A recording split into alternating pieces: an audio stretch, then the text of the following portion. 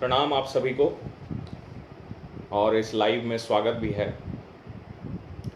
एक सूक्ष्म विषय था और भू चेतना, सबसे पहले भू चेतना के तमाम सदस्यों, खास करके जो समाज हित में जुड़े हुए हैं और इस समूह की भी एक सक्रियता रही है बहुत लंबे समय से और उपयोगी समूह है।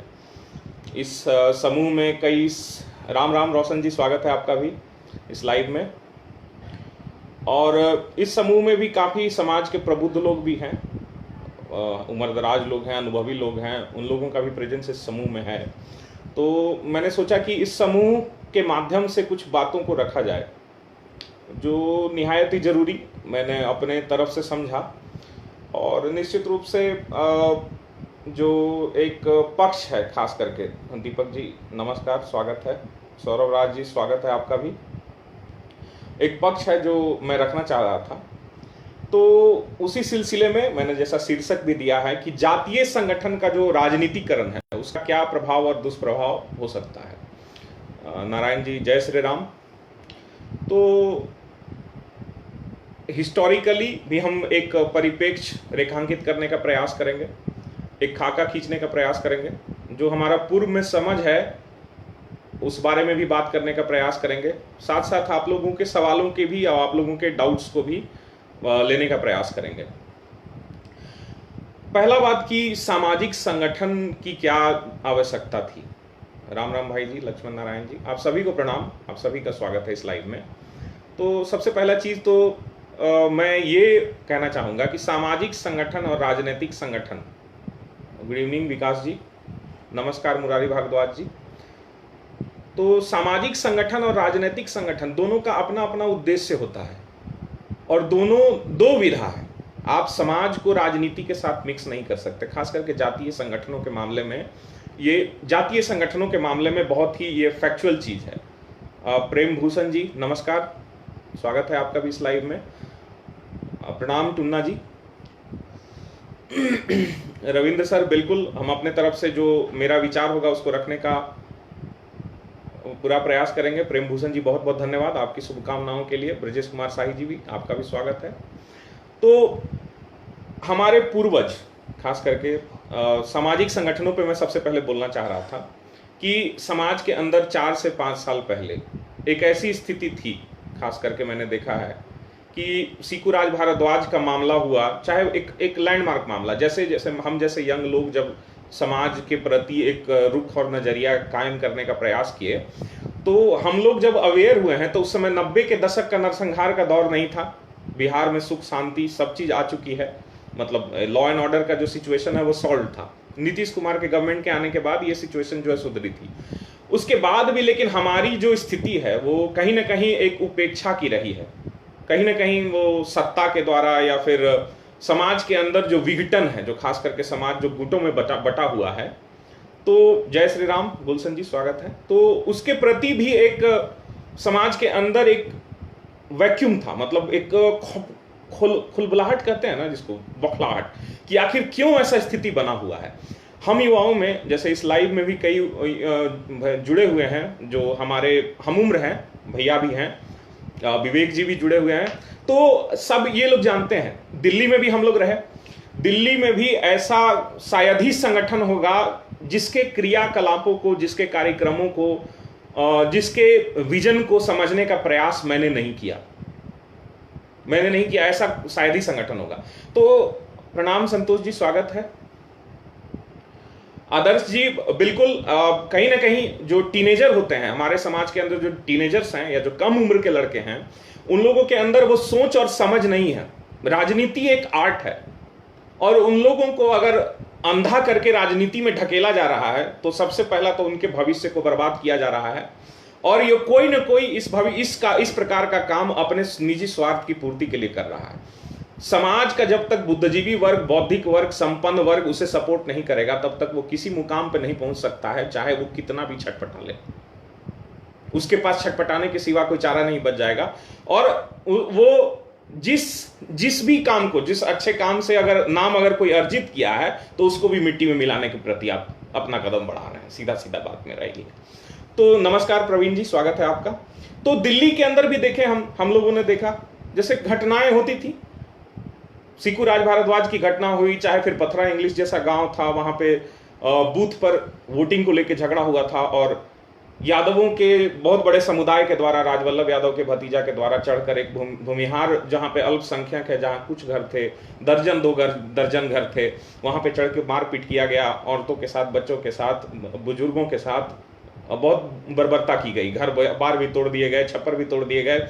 और इस मामले को यहां तक कि मीडिया में भी दाया गया था, लेकिन कुछ सक्रियता के कारण, युवाओं को सक्रियता के कारण मामला जो है उजागर हुआ।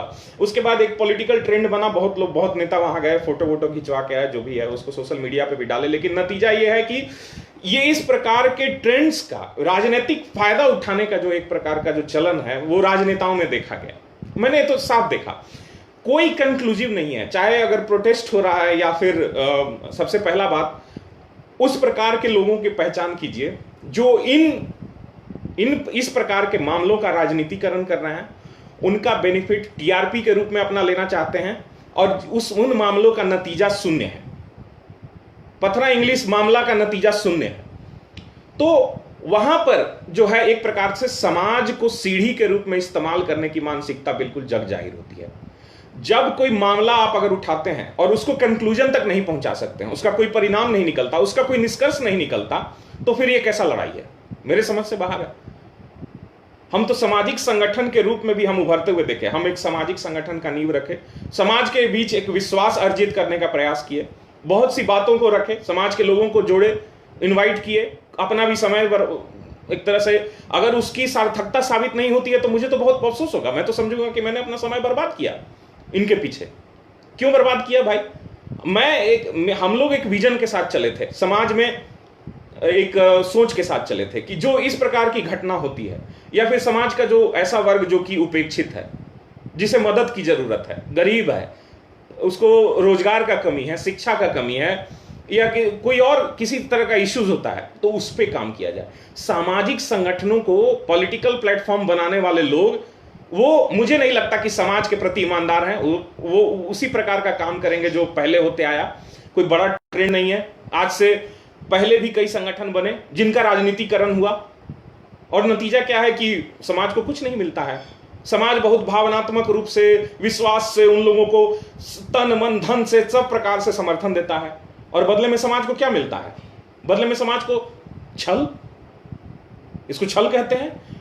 बहुत से नेताओं के हिस्ट्री में, पॉलिटिकल हिस्ट्री में भी अगर जाइएगा, तो उन लोगों के अंदर एक प्रवृत्ति रही समाज को सीढ़ी के रूप में इस्तेमाल करने का, कि राजनीति के सोपान पे चढ़ने का एक सीढ़ी है। अब उस सीढ़ी पर समझ गए समाज तो वही है। समाज के विकास में आपका क्या सॉलिड योगदान है, उस चीज को भी समाज को समझना चाहिए। समाज का उसका भी मूल्यांकन करना चाहिए। समाज को मूल्यांकन करना चाहिए। मैं समाज पे छोड़ता हूं कि जो भी सामाजिक संगठन या समाज सेवा का चोला ओढ़ के समाज के बीच आ रहे हैं, उनका मूल्यांकन कीजिए कि समाज के बीच आपने क्या किया। प्रोपेगेंडा और जो वाजिब होता है, जो एक प्रकार से जो सॉलिड वर्क होता है, दोनों में बहुत अंतर है। मैं एकदम स्पष्ट मैं कहना चाहता हूं। तो नमस्कार रजनीश जी, स्वागत है। अभिषेक राय जी, स्वागत है। बिल्कुल रजनीश जी, आपके विचारों से मैं सहमत हूं। राकेश भैया प्रणाम। तो गुलशन गौरव जी प्रणाम। जय श्री राम अवनीश भैया। बिल्कुल अवनीश भैया, जो फैक्ट है, जो हम एक ईमानदार प्रयास, हम ऐसा नहीं है कि एक व्यक्ति के साथ हम जुड़े और उस व्यक्ति को जैसे कि भुतला दें, ब्लफ दे दें और अगला को फिर चले जाएं। इस तरह से समाज तो भाई 70 लाख 90 लाख जनसंख्या माना जाता है। दिल्ली से लेकर, बॉम्बे से लेकर, बेंगलुरु से लेकर लोग बैठे हुए हैं। आप एक को ठगिए फिर अगला को ठगिए, ये क्या है सीक्वेंस? हमारा तो भाई सीधा है। मेरे साथ जो जुड़ा उस व्यक्ति के प्रति मैं जवाबदेह हूं, समाज के प्रति जवाबदेह हूं। किसी भी सामाजिक संगठन को हर एक व्यक्ति के प्रति अपनी जवाबदेही समझनी होगी, और तभी वो सामाजिक संगठन है, नहीं तो सामाजिक संगठन नहीं है। सीधा सीधा बात है। तो मैंने ये देखा, आज वो ट्रेंड स्टॉप नहीं हुआ। जो सामाजिक संगठन बने, जो लड़ाई किए, जो विभिन्न विभिन्न मामलों को उठाते हैं, उनमें क्या अचीवमेंट्स है। मुजफ्फरपुर में एक समाज की लड़की को जलाया गया।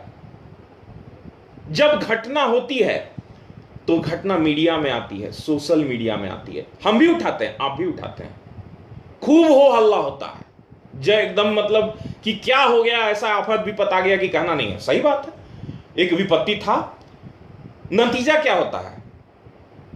2 महीना 2 सप्ताह होने के बाद वो मामला जब दब जाता है, मीडिया में दब जाता है। तो मीडिया में दब गया तो क्या सामाजिक संगठनों का उत्तरदायित्व भी इसी के साथ समाप्त हो जाता है क्या? हमको यह समझाने का प्रयास कीजिए। उस मामला का फॉलोअप क्यों नहीं है? कहां है फॉलोअप? उस मामला में आप निष्कर्ष तक पहुंचने के लिए कौन सा प्रयास कर रहे हैं भाई? कोई संजीदगी नहीं है। तो ये तो टीआरपी बटोर रहे हैं आप। और मैं उस प्रकार के लोगों को बिल्कुल सावधान कर देना चाहता हूं जो इस प्रकार का काम करने का प्रयास कर रहे हैं। आपके कारनामों के कारण मैं बदनामी सर पे नहीं उठा सकता। मैं जानता हूं कि यह समाज बहुत प्रबुद्ध है, हर एक चीज को वॉच करता है, समझता है। कम उम्र के लड़कों को, 20 साल 25 साल की उम्र के लड़कों को, उन लोग के अंदर मैच्योरिटी नहीं है, सामाजिक स्थिति को समझने की क्षमता नहीं है। आप उन लोगों को भुतला सकते हैं। किसको भुतलाइएगा? समाज का जिसको बुद्धिजीवी कह के गाली देते हैं उसके पास अनुभव होता है, ज्ञान होता है। आप जैसे लोगों को परखने की क्षमता होती है। 30 साल 35 साल 40 साल जो उम्र के साथ बढ़ते हैं उनको भी भुतला दीजिएगा क्या? उनके साथ ब्लफ खेल सकते हैं क्या आप? ब्लफ खेलिएगा और आप स्वयं बदनाम नहीं होंगे, बल्कि आपके साथ रहने वाले लोगों को भी बदनामी झेलना होगा। जो साथ में इस प्रकार के कामों में, जो ब्लफ गेम में अगर साथ देंगे, उनका भी समाज के बीच चलना जीना मुश्किल हो जाएगा। मुंह नहीं दिखा पाइएगा। मैं ये आपको साफ साफ कह रहा हूं। सामाजिक संगठन बनाए हैं, उसका सामाजिक सरोकार होना चाहिए। सोशल इश्यूज पे फाइट कीजिए, फॉलोअप कीजिए, मामला को निष्कर्ष तक पहुंचाइए। यही सामाजिक संगठन का परिभाषा है। तो भोजपुरी में डबल मीनिंग गाना का प्रचलन चल गया ताकि सेंसर से आप बच सके। तो सामाजिक संगठन भी क्या डबल मीनिंग गाना बन गया? भोजपुरी का डबल मीनिंग गाना तो नहीं है ना कि हम कहें समाज सेवा और करें राजनीति और इससे बहुत बड़ा उत्कर्ष आप प्राप्त कर लेंगे। हमको नहीं समझ में आता ऐसा कुछ होने वाला है। आप किसी मुगालते में हैं। मैं इसलिए कह रहा हूं, मैं एक उदाहरण दे देता हूं आपको। ब्रह्मेश्वर मुखिया जी की हत्या हुई, ठीक है। हत्या होने के बाद समाज में आक्रोश व्याप्त हो गया। मगध और शाहाबाद की धरती पूरी तरह डिस्टर्ब थी। समाज के अंदर एक सिंपैथी का उबाल आया। सिंपैथी का उबाल आया। नतीजा क्या हुआ? समाज ने सर आंखों पर मुखिया जी के पुत्र, जिन्हें अखिल भारतीय राष्ट्रवादी किसान संगठन का बागडोर सौंपा गया, उसे अपने समाज ने सिर पर बिठाया। चंद महीनों के समय में समाज के अंदर आपके इरादे, आपके लक्षण दिखने लगे, आपकी गतिविधि दिखने लगी। नतीजा क्या हुआ? नतीजा क्या हुआ? समाज के बीच क्या आपकी प्रासंगिकता बरकरार रही? आपके पास तो आपको समझना पड़ेगा कि यह समाज बुद्धिजीवी है, जिनके पास ब्रह्मेश्वर मुखिया का थाती रहा। थाती इंदु भूषण जी खुद भी 3 वर्ष जेल में रहे हैं। मैंने उनके भी बैकग्राउंड को समझने का प्रयास किया है। ऐसा नहीं है कि वो व्यक्ति ने योगदान नहीं दिया या कुछ नहीं किया, लेकिन जब समाज के बीच वो छवि या जो आशा था उस पर आप जब खरा नहीं उतरते दिखे, तो आज आपका लोप हो गया। तो ये तो बुद्धिजीवी समाज है। तो जिस प्रकार का अगर आप इस प्रकार की गतिविधि समाज में करते हैं और अगर आप ये उम्मीद करते हैं कि मेरा एग्जिस्टेंस, मेरा अस्तित्व बचा रहेगा, तो ये बहुत बड़ी भूल है। जो भी सामाजिक संगठन हैं, सामाजिक उद्देश्यों से बनते हैं और अपने उद्देश्यों के प्रति उन्हें जवाबदेह होना चाहिए और उस दिशा में ही काम करना चाहिए। स्वयं को, संगठन को, अपने साथ जुड़े हुए लोगों को उपहास का पात्र न बनाएं।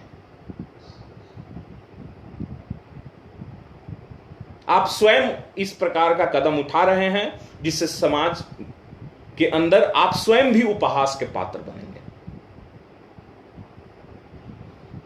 मैं आपकी बातों को भी लेने का प्रयास करूंगा कमेंट के माध्यम से।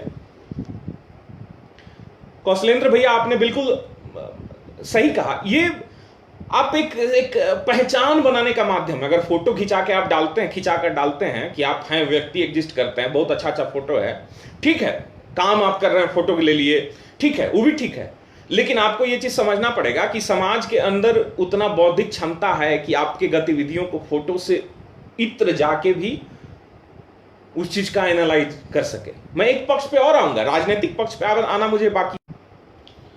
शिशिर राय जी, बिल्कुल, ये तो मतलब आप जो कह रहे हैं, कम उम्र के बच्चों का जिस प्रकार से इन गतिविधियों में शामिल होना दिखाई दिया है, यह चिंताजनक है। अब मुझे नहीं समझ में आता है कि एक चीज और है, जैसे मैंने इस ट्रेंड को समझा, और लखीसराय में चप्पल फेंकने की जो घटना हुई, वहां पे मुझे एकदम बिल्कुल माइंड में मेरा वार्निंग सिग्नल एक तरह से बज चुका है कि अब इसको नियंत्रित करना पड़ेगा।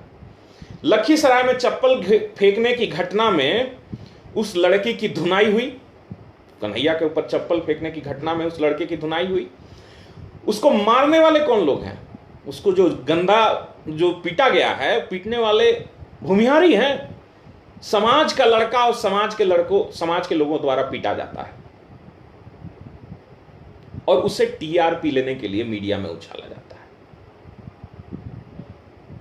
तो ये सामाजिक संगठन का लक्षण है कि ये क्या है? व्यवसाय है क्या? नहीं बोले थे, अभी तक हम इस चीज पे नहीं बोले हैं, लेकिन मेरे अंदर एक प्रकार का एकदम क्रोध है उस कम उम्र के लड़के को। उस लड़के से मैं मिला हूं, गुड़गांव कार्यक्रम में मिला। समाज के प्रति उसके अंदर बहुत जबरदस्त भावना है और मेरा बहुत सम्मान करता आया है। उस लड़के को मारने वाले सारे भूमिहार थे। उसके बाद उस पर केस लगाया, उसके बाद अगले दिन बेल कराया गया और साथ में फोटो खींचने वाला और माइक लेके घूमने वाला मीडिया को बुला लिया गया कि अब तो उसको जैसे कि पॉलिटिकल उसका एंगल है, उछाला जाए, खूब नाम लिया जाए। भाई, इस प्रकार का काम बंद कर दीजिए। समाज इतना बेवकूफ नहीं है। और निश्चित रूप से आपके साथ रहने वाले और इस प्रकार का चीजों में मीडिया हाइप के रूप में इस्तेमाल करने वाले जो आपका मनसा है, ये बेनकाब हो जाइएगा, और जो साथ देंगे वह भी बेनकाब हो जाएंगे कि आप लोग क्या कर रहे हैं और क्या करवा रहे हैं। कौन सा समाज सेवा है ये? एक लड़का जो गार्ड का नौकरी करता है, जिसका बैकग्राउंड कमजोर है, जो आर्थिक रूप से कमजोर बैकग्राउंड से लड़का है, वो आपके बहकावे में आके किसी पे चप्पल चलाता है और शुक्र है कि उस भीड़ ने उसकी हत्या नहीं की। समय रहते लोगों ने पहचान लिया कि अपने समाज का लड़का है, केस ले लिया। बताइए, इस उम्र में एक ठेकेदारी का भी सर्टिफिकेट बनवाने के लिए कैरेक्टर सर्टिफिकेट चाहिए थाना से, ठेकेदारी का लाइसेंस बनाने के लिए। मिलेगा आपको कैरेक्टर सर्टिफिकेट? कौन सा नौकरी कीजिएगा आप? और सरकारी नौकरी में ही नहीं, अभी चरित्र सर्टिफिकेट, कैरेक्टर का जांच सरकारी नौकरी में ही नहीं हो रहा है, बल्कि प्राइवेट सेक्टर की नौकरी में भी हो रहा है अब तो।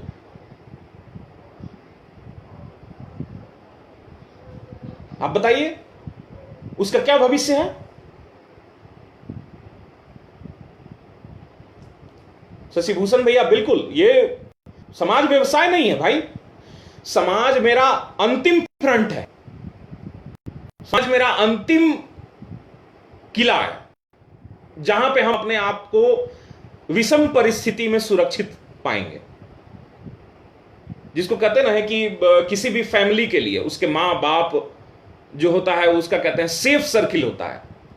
मतलब वो दुनिया का कोई गलत काम करके भी अगर वो मां बाप के शरण में जाएगा तो उसे मां बाप संरक्षण दिया जाएगा। आईपीसी में, भारत सरकार का जो कानून है आईपीसी, इंडियन पेनल कोड, भारतीय दंड संहिता में भी, अगर आप किसी अपराधी को, वारंटी को संरक्षण देते हैं तो उस अपराध में आपको भी लिप्त माना जाएगा और आप पे भी केस चलेगा। अनंत सिंह, अगर यहां पे गिरफ्तारी वारंट उनके साथ जारी हुआ AK-47 पकड़ाने के मामला में, और अगर उन्हें कोई संरक्षण देता है, इसलिए पूछा जाता है कि आप किस किस के घर में रुके, अनंत सिंह के पूछा जाता है और उसे भी अपराधी माना जाता है। लेकिन अगर आप पत्नी के पास रुके, मां बाप के पास रुके, तो आईपीसी के सेक्शन के तहत उनको जेल में नहीं डाला जाएगा। तो ये सेफ सर्किल, यहां भी तक कि कानून में भी एक रिलैक्सेशन दिया गया कि ये सेफ सर्किल है। समाज हमारा सेफ सर्किल है, ये खेलने की चीज नहीं है। क्यों खेल रहे हैं भाई? आप अपने आप को बहुत ज्यादा बुद्धिमान समझते हैं कि आप खेल लेंगे और आपको कोई समझेगा ही नहीं। आप अपने साथ रहने वाले लोगों को, जिनके अंदर थोड़ी अकल है, दिमाग होगा, उसको भी बर्बाद कर दीजिएगा।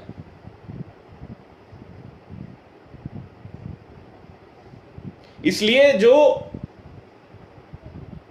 सुधीर भैया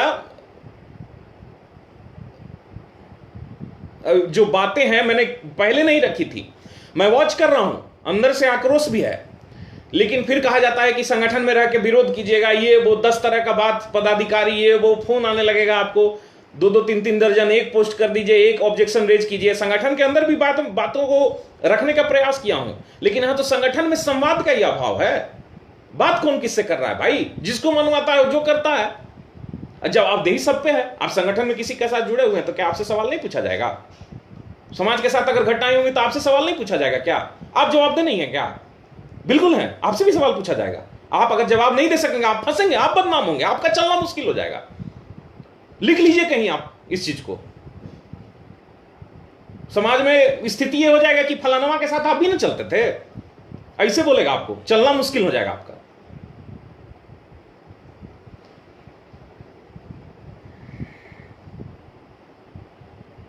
तो मैं निश्चित रूप से ये बात भी कहना चाह रहा हूं, मैं राजनीतिक पक्ष में भी आना चाह रहा हूं, राजनीतिक पक्ष पे भी आता हूं मैं इस पर, और मैं इस प्लेटफॉर्म के माध्यम से अब रेगुलर इंटरेक्ट करूंगा, क्योंकि इस प्रकार की चीजों को रोकना अब जरूरी हो गया है।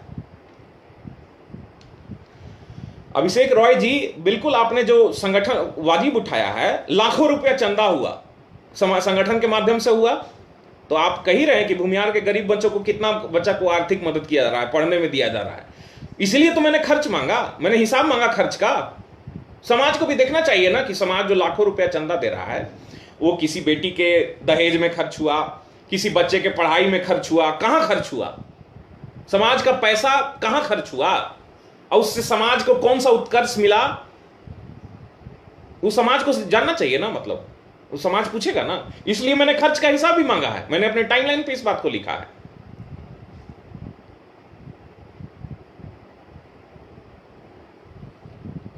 निकी दीदी प्रणाम जी। कुछ बातों को मैं रखना चाह रहा हूं, निष्कर्ष भी सामने आ जाएगा। दीपक जी जय परशुराम, कौशलेंद्र भैया प्रणाम, आपका भी स्वागत है। स्वागत है अनूप जी। तो प्रणाम कविंद्र काका। राहुल जी, जो आप लिख रहे हैं ना डाक बंगला वाले घटना पर, तो मेरे से जो प्रॉम्प्टली संगठन में सवाल पूछने वाला दूसरा आपको नहीं मिलेगा। मैं ये भी आपको स्पष्ट रूप से कह देता हूं। कहीं ना कहीं एक प्रकार से अभी भी संगठन के अंदर कुछ स्वार्थी तत्वों का जमावड़ा है, जो जुटे हुए भीड़ में एक अपने लिए राजनीतिक सुअवसर देख रहे हैं। मुझे ये आरोप लगाने में जरा सा भी परेशानी नहीं है और जरा सा भी झिझक नहीं है, और ये उनकी बेवकूफी है। मैं ये भी आपको कह दे रहा हूं, दूसरा लाइन, उनकी बेवकूफी है। राजनीतिक पक्ष पे आते हैं, राजनीतिक पक्ष पे आते हैं। इंदु भूषण जी के उदाहरण से ही हम शुरू करना चाहेंगे। पाटलिपुत्र लड़े, पाटलिपुत्र लोकसभा का चुनाव लड़े। जब मुखिया जी लड़े थे तो मनेर और पालीगंज आरा लोकसभा क्षेत्र के अंदर आता था। ध्यान से सुनिएगा जो मैं बात कर रहा हूं। पालीगंज में 45,000 के करीब वोटिंग हुआ था। टोटल मुखिया जी को लोकसभा चुनाव में 1.5 लाख वोट आया था। पालीगंज क्षेत्र से 45,000 वोट आया था। इंदु भूषण जी चुनाव लड़े पाटलिपुत्रा से। नए परिसीमन में जो क्षेत्र है, शायद वो नए परिसीमन में वो क्षेत्र कहां गया, वो पाटलिपुत्र में आया, पाटलिपुत्र लोकसभा में आया, जैसा कि मुझे लोगों ने बताया है। मैं अपने तरफ से इस फैक्ट को चेक नहीं किया हूं, लेकिन जो मुझे बताया गया। पालीगंज जो था वो पहले आरा लोकसभा क्षेत्र में था, और उस पालीगंज से 45,000 मुखिया जी को वोट मिला था। जब वो आरा लोकसभा संसदीय क्षेत्र से चुनाव लड़े थे। 1.5 लाख वोटों में 45,000 पालीगंज क्षेत्र से था। इंदु भूषण जी चुनाव लड़ते हैं, नए परिसीमन में पालीगंज क्षेत्र पाटलिपुत्रा लोकसभा में जाता है, और आप टोटल वोट्स आप जान रहे हैं कि कितना उनको आया। पहला फेलियर। दूसरा फेलियर, इस प्रकार के गैर जरूरी राजनीतिक महत्वाकांक्षा से नुकसान वहां नहीं हुआ, जो परिणाम आना था उस पर कोई प्रभाव नहीं पड़ा। अब बात करते हैं तरारी की। तरारी सीट पर जाकर लड़े, उससे इंपैक्ट क्या हुआ? माले जीत गया, सुदामा विधायक बना। माले जीता, सुदामा प्रसाद विधायक बना। 5 साल से वो क्षेत्र त्रस्त है। सुदामा प्रसाद के विधायक बनने के बाद 5 साल से वो क्षेत्र त्रस्त है। वोट कितना आया? समाजवादी पार्टी के टिकट से इंदु भूषण जी चुनाव लड़े, 1,000-1,500 वोट आया। और मैं ये भी आपको स्पष्ट कर देना चाहता हूं कि जो भी ये सामाजिक संगठन के नाम पर पॉलिटिकल गेम खेलने का प्रयास कर रहे हैं, आपकी परिणति उससे कुछ अलग नहीं होगा। आप सुन लीजिए कान खोलकर। दूसरा चीज, क्योंकि ये कोई तरीका नहीं है ना, और आपके पास तो न मुद्दा स्पष्ट है, न समीकरण स्पष्ट है, न सोच स्पष्ट है। कितना बूथ का एनालिसिस किए हैं आप? क्या पॉलिटिकल एनालिसिस किए हैं? किन किन सीटों का पॉलिटिकल हिस्ट्री आपको आता है? हमें भी पता है कि कितने बुद्धिमान लोग बैठे हुए हैं। लाइक और कमेंट से पेट भरने वाले लोग रणनीति नहीं बना सकते। अब बिना रणनीति के आपको कोई जीत नहीं मिलने जा रहा। नतीजा क्या हुआ? एक और उदाहरण दे दें क्या इसका हम? सोशल मीडिया में भूमिहार नेता में किंग पिन बाहुबली छोटे सरकार जी से बड़ा कोई नाम नहीं मैंने देखा। खूब लाइक और खूब कमेंट देखे हैं। विगत 5 वर्षों में मैंने सोशल मीडिया में उतना पॉपुलर फेस नहीं देखा, और आपको भी अच्छे से पता है कि कितना भूमिहार उनको वोट दिया लोकसभा में। गलत कर रहे हैं क्या? मैंने तो यहां तक सुना है कि छोटे सरकार का प्रतिष्ठा अगर बच गया तो कहीं ना कहीं उसमें यादवों के वोट का बहुत बड़ा योगदान है। अगर यादवों का वोट उन्हें नहीं मिलता तो शायद वो प्रतिष्ठा क्या बचा, हार तो गए ही, 2 लाख का अंतर है, हार भी गए, लेकिन जो वोट मिला भी वो भूमिहार की बदौलत नहीं मिला। सबसे बड़ी बात, आप पता कीजिए कितने कंस्टिट्यूएंसी से लीड किए वो। खूब हल्ला, खूब हुआ, खूब हल्ला है सोशल मीडिया पे, खूब हल्ला है, कहना है सब चीज आप ही हैं सोशल मीडिया पे। भाई उससे कोई पॉपुलर फिगर है क्या भूमिहार में आज के तारीख में? नहीं है। नतीजा क्या है? कुछ नहीं। आप लोकसभा का चुनाव भी 2 लाख से ऊपर अंतर से हारते हैं। तो आपको लगता है कि इस प्रकार की स्थिति से आप कोई पॉलिटिकल रिजल्ट निकाल पाएंगे? मैं आपको क्या दूं? मैं आपको क्या कहूं? मैं इसे पागलपन कह सकता हूं? तो ना आपका मुद्दा किसान मजदूर का है, ना किसी वर्ग को साथ लेके चलने का, उसका एक पूरा अलग स्ट्रेटेजी होता है। भाई आप क्या करवाएंगे सो अब बताते हैं। ऐसे लोग क्या कराएंगे? 1,65,000। जी इंग्लिश भी है। फिर मैं अब आपको बताता हूं कि तरारी का कहानी मैं बताता हूं। तरारी में इंदु भूषण जी लड़े, त्रिकोणीय मुकाबला हुआ, माले का प्रतिनिधि निकल गया, अखिलेश बाबू भी अच्छा वोट लाए, सुनील पांडे की पत्नी भी अच्छा वोट लाई। दिक्कत कहां हुआ? हार का अंतर अगर देखेंगे तो अगर वो वोट मिल जाता जो इंदु भूषण जी ने काटा था, अगर वो वोट को ऐड कर दिया जाए पांडे जी के वोट में, पांडे जी की पत्नी के वोट में, तो पांडे जी वहां से निकल जाते हैं। ठीक है, हार गए। 5 साल तक तो कितनों खराब रहे, कितनों बद रहे, लेकिन अगर मेरे समाज का व्यक्ति जीता होता तो आज तरारी क्षेत्र करा रहा है। आप तरारी से जुड़े हुए अपने भोजपुर के साथियों से बात कीजिए, वहां की स्थिति को आप बताएंगे। अच्छा, होता क्या है? वोट नहीं मिला लेकिन आप बूथ डिस्टर्ब करते हैं। एक गांव में जहां बूथ पर हमारा समर्थन है, हमको मिल सकता है समर्थन, एक गांव जहां बूथ है, आपका कोई व्यक्ति सामने खड़ा हो जाता है। कोई व्यक्ति अगर सामने खड़ा हो जाता है तो स्वाभाविक है बूथ तो डिस्टर्ब होगा। वहां जो है वो डिस्टर्ब हो गया, आपको भी वोट नहीं मिलेगा। वोट तो आपको भी नहीं मिलना है, वोट आपको भी नहीं मिलेगा, फेयर पोलिंग होगा भी तो आपको वोट नहीं मिलेगा। लेकिन जो अगर आप लीड बनाने की स्थिति में होते, वहां पे आपसी झगड़ा के कारण वो जगह डिस्टर्ब हो गया और जो स्थिति बननी चाहिए थी वो नहीं बनेगी। ऐसा लोग सिर्फ यही स्थिति पैदा कर सकते हैं, यही इनकी शक्ति है। तो हम ये भी नहीं कह रहे हैं कि आपको राजनीति करने का अधिकार नहीं है, हम ये भी नहीं कर रहे हैं कि समाज का प्रतिनिधित्व करने का आपका अधिकार नहीं है, लेकिन समाज को हराने के लिए, समाज के प्रतिनिधित्व को, बचा हुआ जो प्रतिनिधित्व है उसको भी खत्म करने के लिए, और इससे क्या प्राप्त कर लेंगे? कितना भी होता है किसी भी क्षेत्र में, समाज का व्यक्ति ही काम आता है। काम सिर्फ रिजर्वेशन है क्या? सिर्फ आरक्षण का विरोध ही एक यही इसी से सारा चीज चलता है क्या? पूरा क्षेत्र इसी से चलता है क्या? बहुत तरह की चीज है, बहुत सारी बातें इन्वॉल्व हैं। हम कह रहे हैं कि आप उतना सशक्त जब बन जाइएगा, तब आप विकल्प दे सकें, तो आपका समाज भी स्वागत करेगा। ऐसा थोड़ा है कि समाज स्वागत नहीं करेगा, जिसमें आप समावेशी हो, आप लोगों को उसका समावेश कर सके। आपका एग्जिस्टेंस अगर समाज में एक गुट के रूप में रहता है, जो एक समय के बाद इनसिग्निफिकेंट हो जाएगा, इतना है कि इनसिग्निफिकेंट हो जाएगा, फिर ये इस प्रकार की हरकत आत्मघाती है, बेवकूफी है।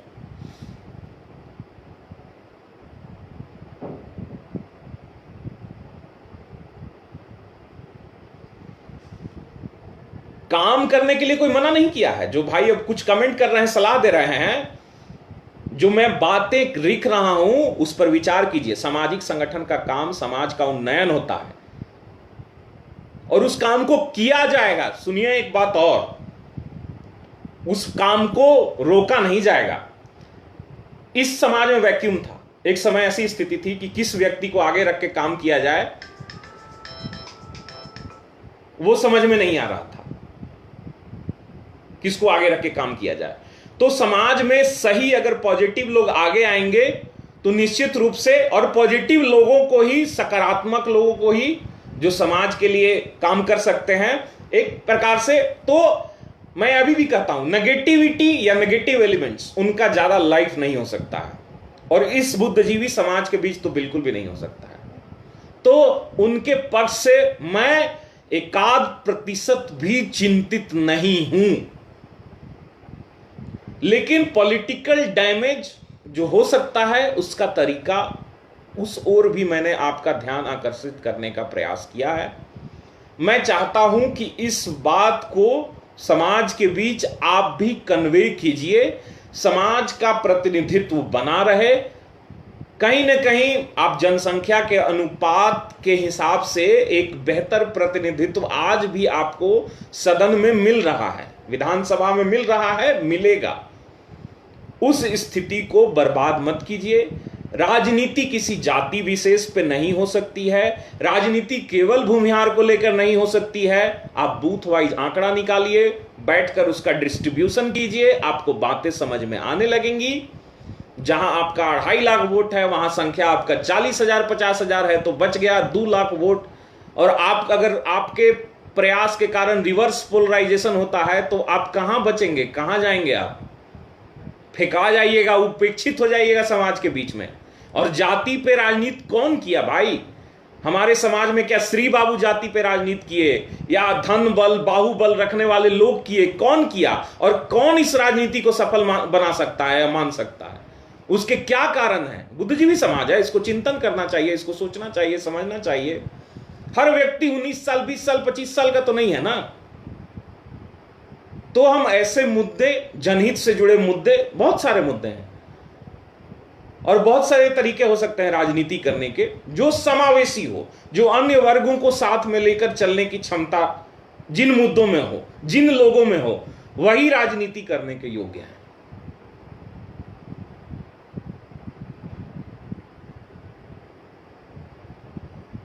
सूर्य प्रकाश जी, हम तो भाजपा का भी बात नहीं कर रहे हैं ना, तो ये बीजेपी को बीच में आप कहां से ला रहे हैं?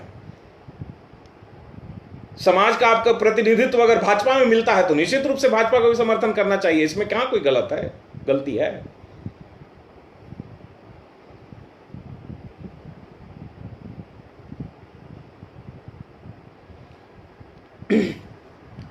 बिल्कुल रोशन जी, मैंने सामाजिक पक्ष को भी रखने का प्रयास किया है और मैं इस इंटरेक्शन को रेगुलर करूंगा, रेगुलर बेसिस पे मैं इंटरेक्शन इसको जारी रखूंगा और मैं आपके कमेंट्स पढ़ने का प्रयास कर रहा हूं। राहुल जी, लालू यादव का जहां तक आप बात कर रहे हैं कि यादवों की राजनीति में लालू यादव सफल कैसे हुआ, सबसे पहले मैं आपको बता देता हूं कि राजनीतिक सोच और समझ को इसमें बढ़ाने की जरूरत है कि लालू यादव यादव का नेता नहीं बना, वह दलितों और पिछड़ों का मसीहा कहलाता था। कर्पूरी ठाकुर जो कि एक पिछड़ा वर्ग से, पिछड़ो वर्ग, ओबीसी राजनीति जिसको कहती है, ओबीसी राजनीति के धुरी पर लालू यादव का उदय और राजनीतिक विकास हुआ है। आप हिस्ट्री थोड़ा पढ़ लीजिए। और उस समय भी जब लालू यादव का विकास हो रहा था, उस समय भी रामलखन सिंह यादव जैसे कद्दावर, बाहुबली, पैसा से धनबली लोग यादवों का प्रतिनिधित्व किया करते थे। तो हुआ ये कि यादवों और दलितों का दलितों और पिछड़ों का मसीहा बना और उसके बाद में यादव समाज ने भी उसके नेतृत्व को स्वीकार किया। सबसे पहले वो यादवों का नेता नहीं बना था, आपको ये पता होना चाहिए राहुल जी। और मधेपुरा लोकसभा का चुनाव भी बहुत बड़ा उदाहरण है, जिस समय वो शरद यादव से लोकसभा चुनाव हार गए थे। इसलिए यादवों के अंदर कंपीट करने से पहले जो राजनीतिक धुरी है उसको भी समझने का प्रयास कीजिए। मुसलमान वोट को आकर्षित करने में भी लालू यादव कामयाब रहे। 1984 के भागलपुर दंगों के बाद कांग्रेस से मुसलमान वोट छिटका। बिहार के राजनीति में मुसलमान वोटों का जो पोलराइजेशन है वो कांग्रेस से टूटने का सबसे बड़ा कारण भागलपुर दंगा है। और सबसे बड़ा कारण राजद से मुस्लिम वोट या फिर लालू के पक्ष में मुस्लिम वोटों का जाने का कारण, जो सबसे बड़ा कारण है, वह समस्तीपुर में आडवाणी जी के रथ यात्रा के दौरान गिरफ्तारी है। इसी घटना ने लालू यादव को मुसलमानों का हीरो बना दिया। तो राजनीति का अध्ययन करने का प्रयास हो, उसके बाद बात किया जाए राहुल जी। तो इसलिए, और यादवों की जनसंख्या आपको खुद भी पता होगा 14% या उससे ऊपर है, और हमारी संख्या कितनी है वो आपको भी पता कर लेनी चाहिए। और आपकी उससे भी इंपॉर्टेंट है कि जितना वोटर लिस्ट में नाम है उसके हिसाब से पोलिंग पावर कितनी है, इसका भी अंदाजा लगा लेना चाहिए।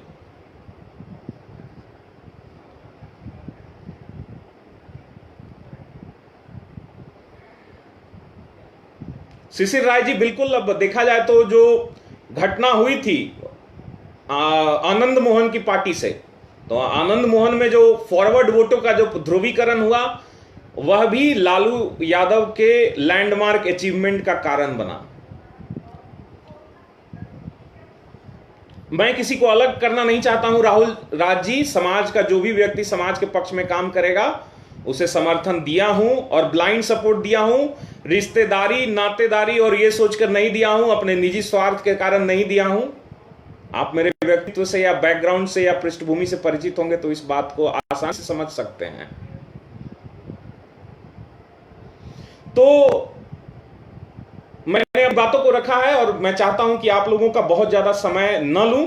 तो कोई अगर आपके मन में संशय, सुझाव होगा तो उसे कृपया कमेंट के माध्यम से रखने का कृपा करें। आपके तार्किक आलोचना, तार्किक सुझावों का हृदय से स्वागत करूंगा और उसे आत्मसात करने का भी प्रयास करूंगा। जी, बहुत बहुत धन्यवाद आप सभी का इस लाइव से जुड़ने के लिए, और आप लोगों का मैंने कीमती समय लिया, और इसी प्रकार से मैं रेगुलर इंटरेक्शन आपसे करूंगा फेसबुक लाइव के माध्यम से। बहुत बहुत धन्यवाद, प्रणाम, नमस्कार।